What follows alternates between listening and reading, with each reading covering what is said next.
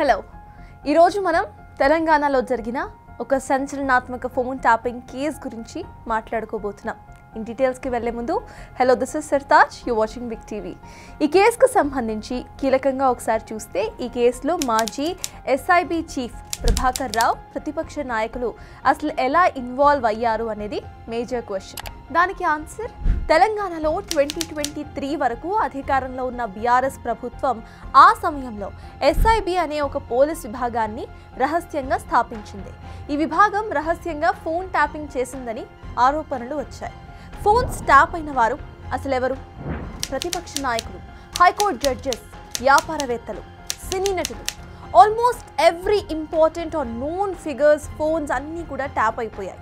ఈ ట్యాపింగ్తో కాల్స్ వినటం, లొకేషన్స్ ట్రేస్ చేయటం, సమాచారం సేకరించడం అన్నీ కూడా జరిగిపోయాయి.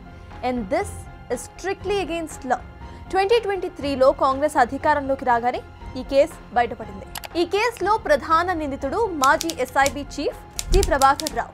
ఆయన 2020లో రిటైర్ అయినా సరే బీఆర్ఎస్ ప్రభుత్వం మాత్రం ఆయన్ని వదులుకోలేదు. ఇంటెలిజెన్స్లో కీలక పోస్టింగ్ను ఇచ్చింది.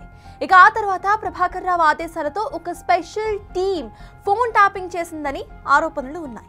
ఇందులో ఇజ్రాయెల్ టెక్నాలజీని కూడా వాడారు. అంటే ఇంటర్నేషనల్ టెక్నాలజీని కూడా వాళ్ళ స్వలాభానికి వాడేసుకున్నారు. రాజకీయ ప్రత్యర్థుల సమాచారం సేకరించడం, వ్యాపారవేత్తల నుంచి డబ్బులు గుంజటం వంటివి కూడా జరిగాయని చెబుతున్నారు. అండ్ ఆ కేసెస్ని మనం ఈ 14 months ఆఫ్ స్పాన్లో చూసాం కూడా.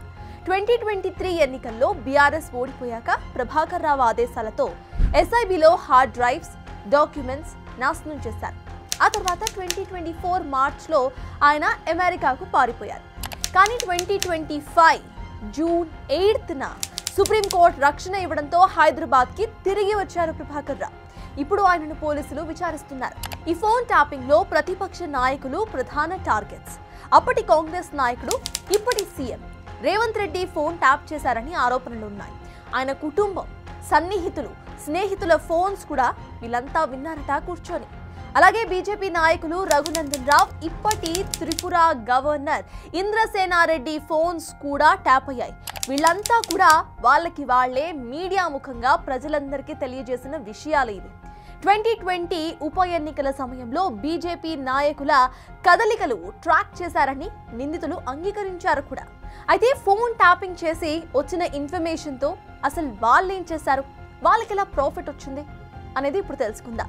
ఈ మొత్తం ఇన్ఫర్మేషన్తో రాజకీయ వ్యూహాలు రచించారని, ప్రత్యర్థులను అణచివేయడానికి ఉపయోగించారని కాంగ్రెస్ ఆరోపిస్తోంది. అండ్ అలా ఖచ్చితంగా జరిగి ఉండొచ్చు కూడా.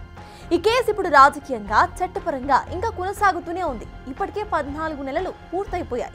కాంగ్రెస్ ప్రభుత్వం ఈ కేసును చాలా సీరియస్గా తీసుకుని స్పెషల్ ఇన్వెస్టిగేషన్ టీంతో దర్యాప్తును చేయిస్తోంది. 4 పోలీస్ అధికారులను అరెస్ట్ కూడా చేశారు. కానీ ఇటీవల కొందరికి బెయిల్ లభించింది.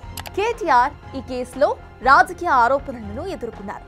కానీ ఆయనపై ఎఫ్ఐఆర్ను హైకోర్టు కొట్టివేసింది.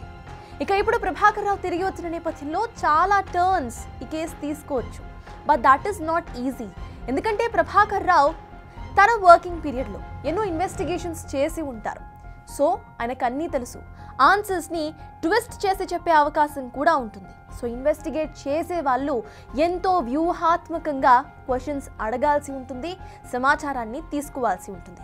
మరి ప్రభాకర్ రావు విచారణ అనంతరం ఇటు తెలంగాణ పాలిటిక్స్ అసలు ఎలా మారబోతోంది, అప్పటి గవర్నమెంట్, ఇప్పటి ప్రతిపక్ష నేతల ఫ్యూచర్ అసలు ఎలా ఉండబోతోంది అనేది మరికొన్ని రోజుల్లో తేలిపోబోతోంది. For more videos like this, subscribe Big TV channel.